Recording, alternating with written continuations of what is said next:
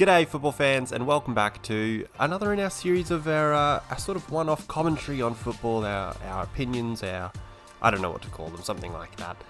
It follows on from the last video, which was something like ranking all the Premier League seasons that teams had last year. One of our most watched videos actually, so I mean, if that's anything to go by, you're in for a treat here. So make sure to leave a like down below and subscribe if you're new, if you found this video and you're into it. Today we're going to be going through each of these Premier League teams you can see on your screen right now, and we are going to be choosing out one player that I think is going to be a bit of a key player this year, or the way that this player's season turns out may determine or have some say in determining how each team does. So it's not going to be your obvious answers, I suppose, each time anyway. There may be some that are the obvious answers, I suppose, but for the most part they're just going to be someone who I think, in my wealth of football knowledge clearly, is going to play a big part in determining this team's season. And if this player has a good season, this team has a good season, that sort of thing. And at the end of the day, they are just my opinions. They're just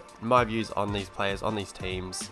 They don't matter, they don't mean anything. It's not a criticism against any particular team or player, and it's just a little bit of fun, a little bit of getting to talk about the game that I love, and the league that I watch the most of, and the league that I love to watch and has most of my attention and interest, I suppose. I've got you looking at the Premier League table. I picked this one specifically because it's in alphabetical order, except Bournemouth are on top for whatever reason. I just thought that was funny that Arsenal still couldn't win anything. They were second, but that's the order we're going to go in for today's video. So without further ado, let's get to the Bournemouth player I think we need to keep an eye on for this season. So for newly promoted Bournemouth Football Club, they're a bit of a favourite of mine, just because it's always just a bit of a vibe seeing that tiny stadium hosting just some of the biggest names in football. It's always just a bit of fun. It's something different. I love it. Love to see it. For Bournemouth, I've picked David Brooks. He's coming back from his, I think it was Hodgkin's lymphoma diagnosis or something like that, but I think it was towards the end of the season. Maybe they had already been confirmed promotion, something like that. He announced that he would be, getting back to fitness. He was given the all clear to start training again and to hopefully come back fit and firing for next season. I think last time he was in the Premier League, I think he looked pretty decent. I mean, he was quite young, and even at that stage, he was starting to look like he was a player that would, be able to make a bit of a difference for them. It'll be tough for them to stay up in the Premier League. Obviously, it always is for any team coming up from the Championship, but I think David Brooks, with his quality that we have seen and we do know he has, coming back from his unfortunate illness, and credit to him, it's amazing to have come back from it and to be trying to train back up to becoming a Premier League footballer again. I think if he can be fit, can be anything like the player he was, I think he'll have a definite say in how well they do in the Premier League and whether they can stay up this time around. Next on the list is Arsenal, and the player will be Gabriel Martinelli. A young gun, a superstar in the making, someone with just such beautiful control and ease of getting past players. He looks so smooth on it, so nice with it.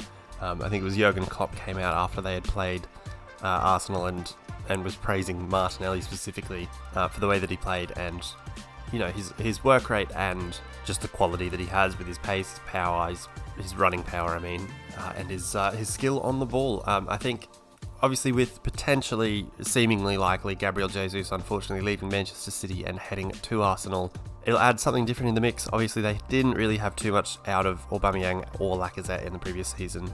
It will be interesting to see how they integrate Gabriel Jesus, whether it's up front, whether they think he will be playing better out wide like he was for Manchester City last season, but I have a feeling it'll be up the top. So that front sort of quartet, I suppose, of perhaps Saka, Odegaard, Gabriel Jesus, and then on the left, Martinelli. I think if Martinelli has a good season, if he keeps on the trajectory he has been on, along with the rest of that Arsenal side, they will, again, be challenging for that top four. I mean, the teams around them will hope to be getting better, but I suppose at this point, Chelsea and United haven't done anything. I mean, it's June 24th, 25th?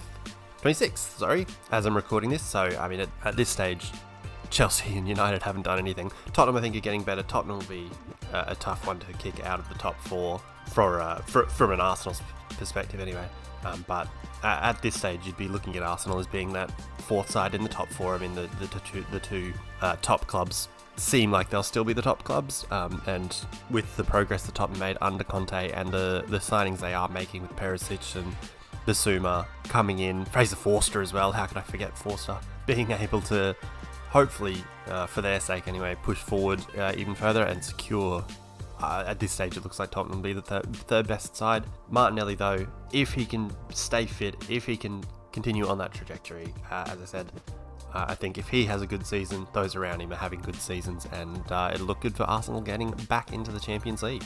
Next on the list is Aston Villa, and that player for me will be young Jacob Ramsey. I thought last season perhaps petered off towards the end. I didn't watch every minute of Aston Villa, but perhaps towards the end he petered off a little bit. But I thought Jacob Ramsey was outstanding last season, a real breakout season for him, coming through, really cementing a first team spot, and I thought he had some really, really good performances and showed signs that really if he continued on that trajectory, the World Cup later this year is a realistic possibility for him, especially with the guidance of someone like Steven Gerrard at the helm, learning from someone who, really in play style, quite comparable to someone in midfield, works very hard, gets into both boxes, does the job, also has a bit of has a goal in him, and has the potential to really either be at a top club or be a part of Aston Villa when if they are able to, continue under Steven Gerrard and get better and better from here, investing the Jack Grealish money, and for their sake, I suppose, just being further away from the drop zone, perhaps breaking into the top half of the table would be a realistic goal for them. Whether it happens or not, I suppose what I'm trying to say is, if Jacob Ramsey performs well, I think they will be well on their way to achieving that goal. And he might even be on his way to a World Cup, who knows? A lot of competition around though, but I think he's one that definitely has the talent to be there, just going on this past season. Next down the list is Brentford, and for Brentford, it's going to be tough, but this is the player I've picked. It's Christopher Ayer. I don't know how to say his name, but in all honesty, I think this season's going to be a very tough season for Brentford. I mean, keeping hold of Eriksen would be one huge step for them, but look, I don't look at them as if they're going to be. The way that they started off their first Premier League season, it was looking like they were going to finish mid-table, maybe upper, 8th or something, 8th, 9th. They started to peter out, weren't that good towards the end of the season, and I just have a feeling it'll be a tough season for them. They might end up going down. In that regard, though, I think if this fella, Christopher Ayer, has a good season, has a strong season, he's a good centre defender. I think he showed in his first season for them that he is a key player for them. If he can stay healthy, if he has a good season, I think Brentford stay up. It'll obviously depend on, with all of these, there's 10 players around these people, so bloody hell. If he has a good season and 10 other blokes have a crap season, they're going down. Even if he has a good season, Brentford might be one to go down. Oh, we'll see. But he is one that I think is going to be key in Brentford trying to stay up this year. It will be tough. We'll see how they go. Next on the list is Brighton, and for Brighton, it will be Leandro Trossard. Obviously, he's fairly quality. He's played for the Belgian national side. He's clearly got talent. He's clearly quite good. And I think Brighton, this last season, they were obviously very, very good. They've now lost Bissouma, and they'll be looking for other key players to step up, and I think one of those is Leandro Trossard. It almost feels like with Brighton, these are obviously my opinions, you guys might view it very differently, but Brighton clearly need a goal scorer, but I think they also need to figure out Trossard's best spot, because he seems to play a bit across the front line, up front sometimes, and I don't think he's an up front sort of person. He needs to be a bit deeper, bringing the ball forward and finding those little spaces and things like that. And now with Cucurella also seemingly on the way out, it'll again be something that he needs to step up with, clearly a gap. Cucurella was definitely very good for them, and you can see why he's got to move to a bigger club happening, or seemingly happening anyway. But I think if they want to improve on next season, if they want to be challenging for top 8, top 7, maybe pushing on Europe, I think keeping hold of and the performances of Leandro Trossard will be key to that. Goal scoring is their issue. They need to, stay solid at the back like they have been. Keep playing their beautiful style of football. It's definitely interesting and something different. The way that they play, with the sort of marauding wide centre-backs, I suppose. It just needs to have that final product, and I think Trossard can be a huge part to play in that.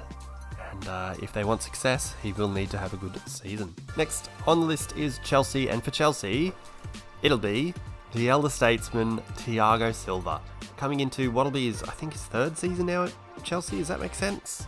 I'm not sure. But they've had Rudiger go. It looks like Christensen's gone as well. It looks like Azpilicueta might be heading out even. And at this point, they haven't brought anyone back in. So I think Thiago Silva playing in that back three, if he can stay fit, if he can stay, as good and as imperious and lead that back line, as he has been for Chelsea in the back three, I think he'll play a huge part in determining their success. It does depend on his fitness, it does depend on his, aging legs and all those sorts of things, but I think his leadership will play a key part in keeping Chelsea tough to beat and pushing for, try and challenge those imperious sort of two at the top in Liverpool and Manchester City. Chelsea, though, obviously do need to sign players. They will need centre-backs. They will need another striker with the whole Lukaku debacle happening.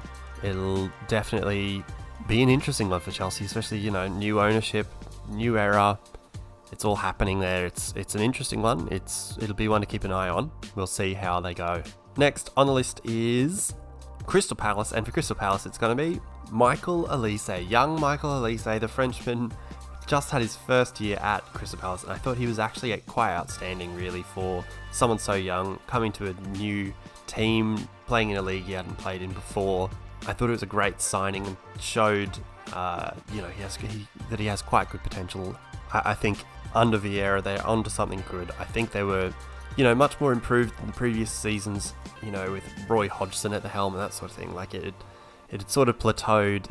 It had a, clear ceiling to it, especially with the way that they were playing, trying to, really focus on the counterattacks with Wilfried Zaha, that sort of thing. But I think this new era, this new, style and identity under Patrick Vieira was looking really good. And if they can keep hold of, there's good players like Michael Olise, like Mark Guehi, Tyrant Mitchell, it's looking good for Crystal Palace, or an improved era underway.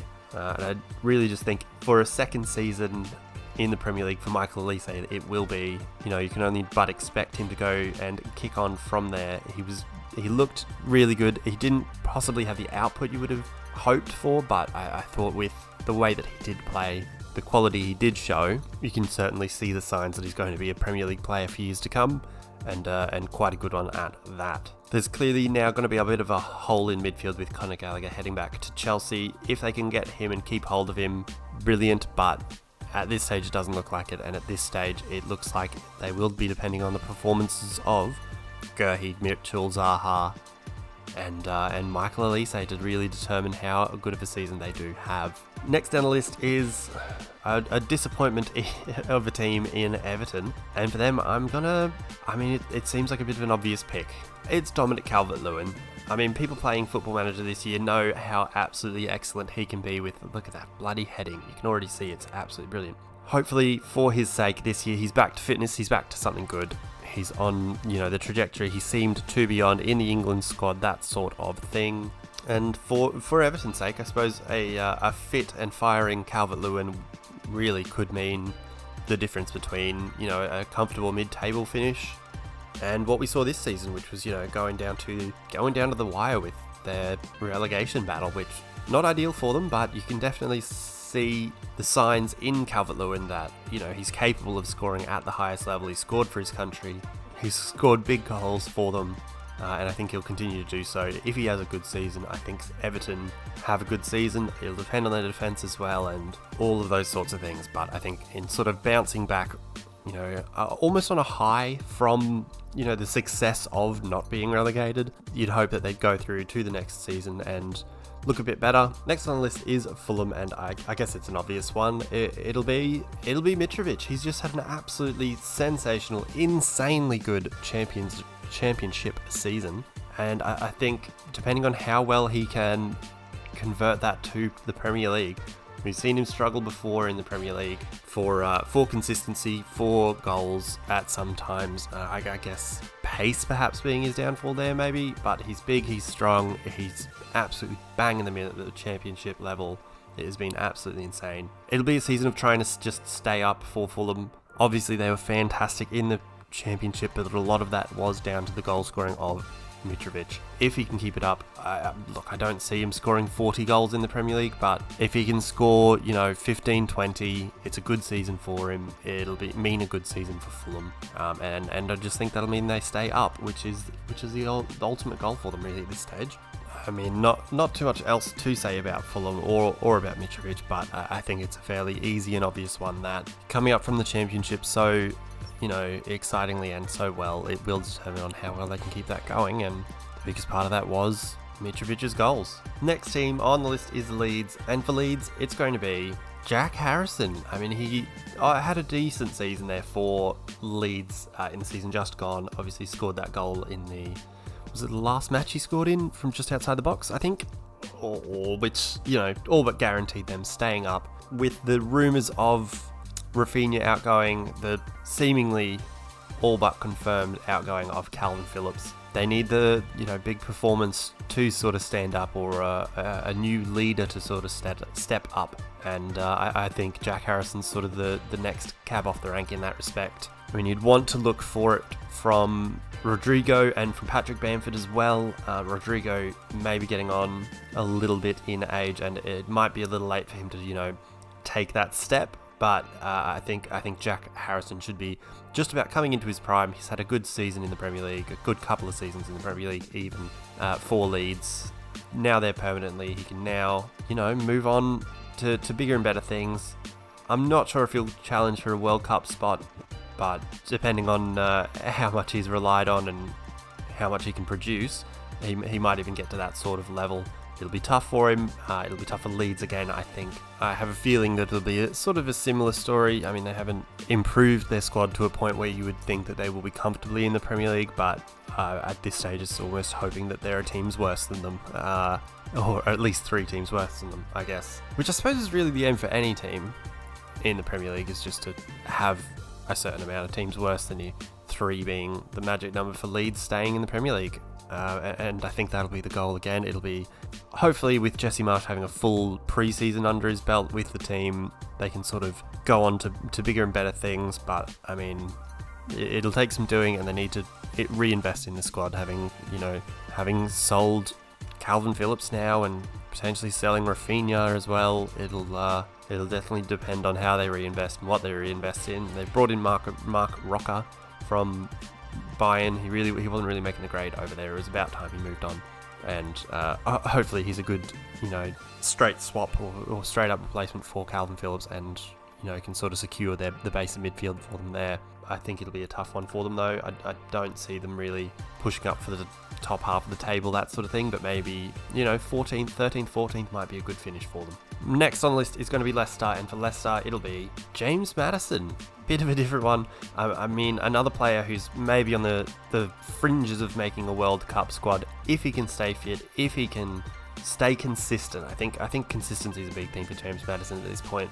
If he can stay consistent, produce at the level we know he can, we've seen him produce at, Leicester will have a good season with him sort of in that sort of creative role, in behind Jamie Vardy, in behind Iheanacho, Pat Sandaka and co.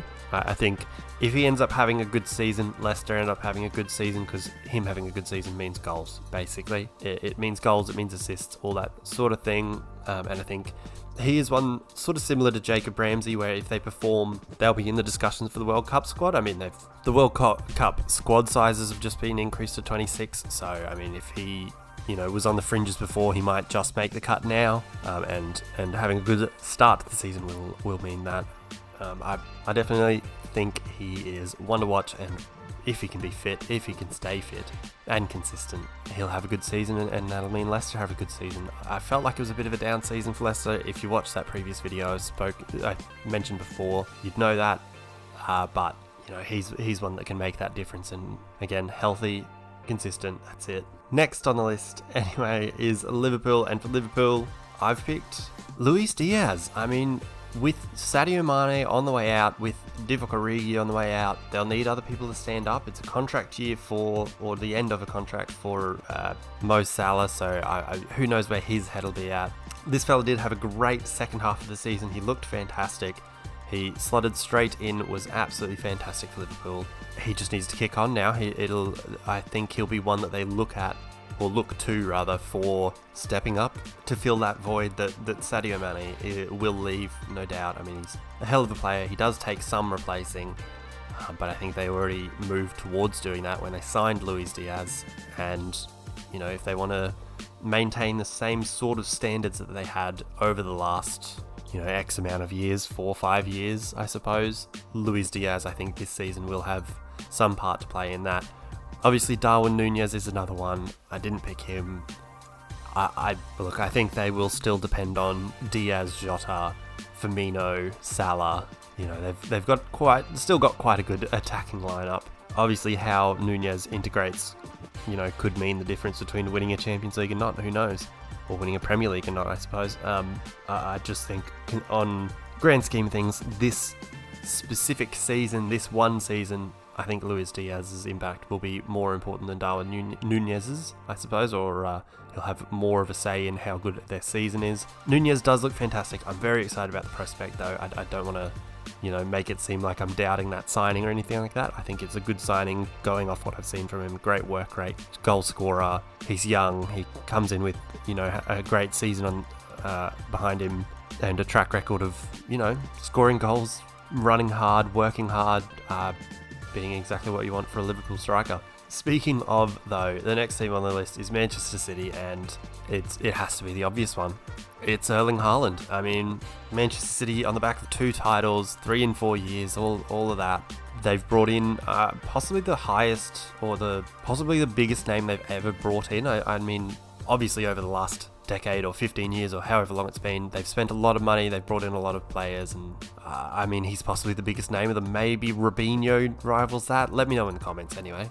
I think if he keeps up his goal scoring record, if he can produce what he produced at Dortmund, what he produced at Salzburg, all that sort of thing, if he can produce that, they'll be, almost unstoppable. But it does depend on how he fits in, how Manchester City, now integrate a striker into their lineup. It'll be different for the rest of the squad as well. So not just how he fits in, but how the rest of the shape of the team and their build-up and all that sort of stuff now changes to having a focal point up front that they haven't had for the last... they didn't have last season, and even the season before that, Aguero didn't play a huge part in it before departing. He had a lot of time injured that season, did score a couple of important goals, did become the record goal scorer, all that sort of thing. He was fantastic, but I think, the last, possibly 18 months or so, the greater part of the last 2 seasons, they haven't really played with a focal point up front, so it does change the way that the build-up works. It changes the passing, the structure, all that sort of stuff. So it'll depend on how well Haaland plays himself, which I'm obviously, you look at his statistics and look at his goal scoring record everywhere he's gone for his country, for every club he's been at. It's been fantastic.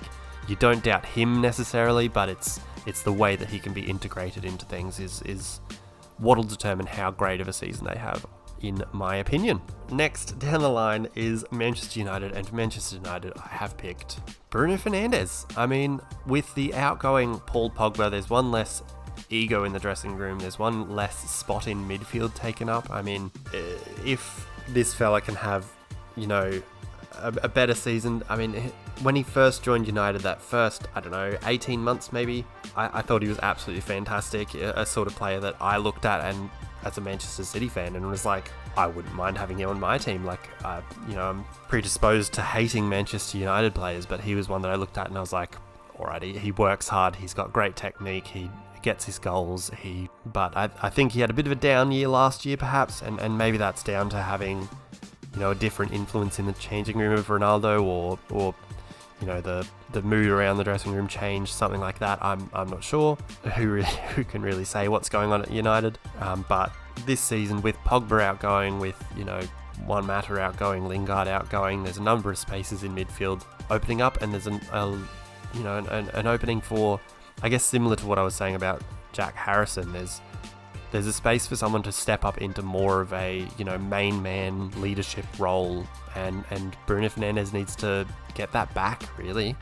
He had that for a large period, and he was looked at as, there were, for whatever reason, I never would put any weight behind it, but there were people comparing him to Bruno and that sort of thing, and obviously they're very different players, and one of them is up for Ballon d'Or nominations, the other one plays for United, but I think he can be an influence similar to the one that De Bruyne has on Manchester City. United are definitely one that will be interesting this year under Ten Hag, something new, a definite, hopefully changing of the tides for them, and a coach that they can back for a number of years, knowing the size of the project that's in front of them with the, $1 billion of debt and the amount of players that seemingly want out of the club. They definitely need a changing of personnel, of management, of leadership, and hopefully with Ten Hag there, they're moving towards that. I think the way that Bruno Fernandes now moves into that new role or new system under Ten Hag may play a big part of that. And for Newcastle, it'll be, of course it is. It's Bruno Guimaraes? I'm not sure. One of them. Something along those lines. Bruno Guimaraes. Let's say that. He'll play a big part in it. Obviously, he had a great sort of second half of the season there for Newcastle. Really made an impact when they were coming through, when they had really turned their season around with Eddie Ten Hag? What? With Eddie Howe at the helm. It really started to turn around, and they started to look like, a competent team that might challenge for Europe this year. If the second half of the season carries on, or if their form from the second half of the season carries through, clearly if he can continue on as he was, Bruno Guimaraes will play a huge part in that. It'll be down to, how he carries that over, who else they bring through, really. I don't think they've done as much business this summer as they did in January, bringing in, Trippier, Dan Burn, this fella Guimaraes. Really he'll have a big part to play in it, and if he's having a good season, or a repeat of how well he played in the second half of last season for Newcastle will have a good season basically, and that fits the criteria for this video. So he's my pick for this one.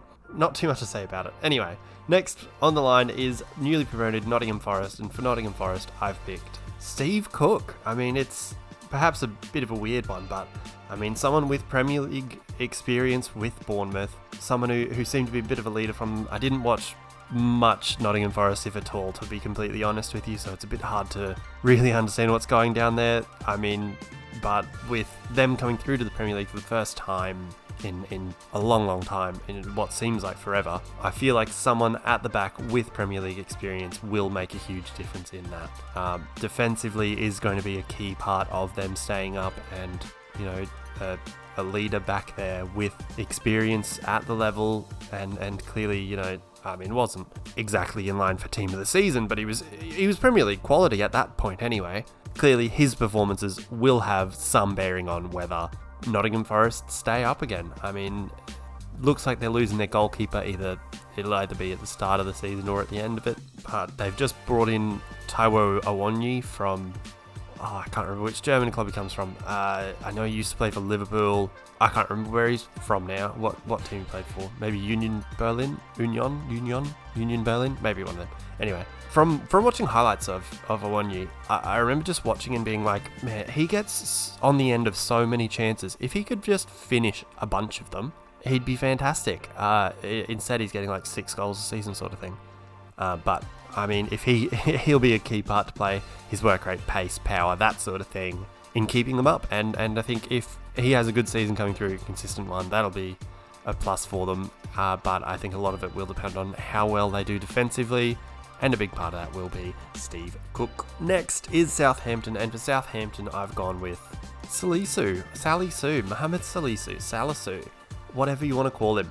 I think he had a much improved second season at the club, and with them, not necessarily being as successful in that last season, I suppose. They're probably looking for another leader, for someone else to, show some quality and, end up getting a move to Liverpool maybe, who knows. I just think with how well he did play in the season just gone. I think he'll have a big part to play in this season, and if he has a good season, it means that they're keeping clean sheets. It means that they're staying in games, and it can, from that base, I suppose, be then on to Shea Adams, Armstrong, the Armstrongs, I suppose, and James Ward-Prowse to determine just how high up they go. I wouldn't expect too much from them at this point anyway. I don't think they've done too much exciting business in the transfer window as yet, but at this point, I don't know, I'd probably predict them to finish about 12th, 11th, that sort of range, but I think staying in games will be the goal for them, and a big part of that will be their defence, led by Salisu. Next on the list is Tottenham. We're almost there, we've only got a few left. It will be, a bit of a weird one, left field answer, but Højbjerg, Pierre-Emile Højbjerg. I thought he had an absolutely fantastic season last year, especially under Conte. I thought he looked like a real leader for the club, which, perhaps not something they've really had a lot of in midfield for the last few years. The last leader I can really think of in midfield is Musa Dembele, what a player Musa Dembele was. I miss watching him in the Premier League just because he was just so weird, but untackleable, gorgeous to watch, so good on the ball, so strong, almost just glided past, but it's unreal. But anyway, back to this year and how important I think Pierre-Emile Højbjerg will be. I think obviously they've brought in Yves Bissouma. They in the January window brought in Rodrigo Bentancur, but I think the leader that they have in midfield and the strength that they have in midfield comes from Højbjerg, and with that cast next to him of Bissouma and Bentancur, I think they can really push on and hopefully for their sake push into comfortably in the top 4, and even perhaps getting close to challenging the top 2 in Liverpool and Manchester City. I think if he has a good season, another good season like he just had, I think Tottenham are easily third, because if he's having a good season, it means they're keeping hold of the ball, and it means that Kulusevski, Kane, Son can all have good seasons. That's the point of it all, really, isn't it? The penultimate team, the second last team, is West Ham, and for West Ham, I've gone with Thomas Souček.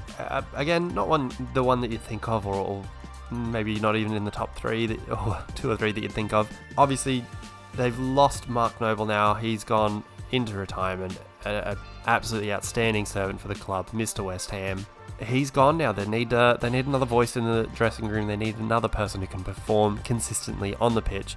This fella had a great, first season and a half maybe with West Ham, scoring a bunch of goals.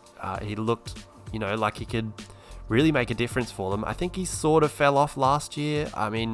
They didn't end up needing him to be at the same quality because they had, the quality of, Jared Bowen really stepped up last year and has ended up making England squads. So, he was perhaps the one who stood up last year. I think this year they'll need someone else in midfield to really stand up, and perhaps someone in centre-back, but maybe that's why they've signed that French fella, I can't remember his name, Agard, I don't remember. But if Thomas Souček can reclaim or recapture his best form for West Ham, I think they have a great season. I think he obviously isn't the same player as Declan Rice, who'll probably play next to him most games. Declan Rice seems like more of the holder, more of the defensive stopper, and the anchor to that midfield. But I think Souček, with his marauding runs forward, his late runs into the box, his being the Tim Cahill for Moyes' West Ham type, perhaps if he has a great season, scores a bunch of goals, gets on the end of some crosses, I think they have a great season. Another great season even. The hope for them would be then to kick on and really, cement a place in the top 6 or 7 sort of range. They'll need to improve the squad. They've already signed that centre-back, as I mentioned, which is a step in the right direction for them. I think, I said it in the last video, I'd love to see them have a consistent goal scorer. Mikel Antonio, for all that he does well, he doesn't grab you 15, 20 goals a season. They need someone who does, in my opinion anyway. So it'd be great to see them sign someone who can do that for them, I suppose. Off the top of my head, I don't know who fits in at West Ham, but, they need someone who can do it, who can do that job. Maybe it would have been someone like Taiwo Awoniyi who's signed for Forest. But let me know in the comments who you think West Ham should go for. If they were to go for a striking target, who you reckon it should be. But anyway, last and not least, Wolverhampton Wanderers, our beloved Wolves from our FIFA season. For them this year, I'm going to pick Pedro Neto. He spent a lot of the time out last season. You can see on Football Manager here it says he hurt his kneecap and was out for 8 months. But he did return towards the end of the season. Hopefully that means he's then good for the pre-season. He can get a good pre-season under his belt and start to really fulfill some of that potential that we saw, that saw him getting called up for Portugal, looking quality, scoring goals. I mean, I think if he can be back fit, firing, really starting to, as I said, fulfill some of that early potential that he was touted as having, I think it makes a world of difference for Wolves. And, they had a good season under Bruno Lage, the first season under him, change in management, change in styles. I think going forward was their struggle, and I think this season with a fit, hopefully fit and firing Pedro Neto, hopefully means that scoring goals is less of an issue, I suppose. But anyway, that's gonna wrap it up. That'll wrap up this video. It was a bit of something different, something I'm not too familiar with doing, but something I want to do more of. So, I mean, let me know what you thought. Let me know who you'd pick for your club, for whatever team you have a strong opinion about. Let me know who you'd pick as their sort of big player in the season to come. Make sure to also leave a like down below, subscribe if you're new to the channel. The social medias are also down in the description below, so if you'd like to have a chat with me about anything I've had to say today, make sure to get in contact with me on those. And until next time, when we go again, peace.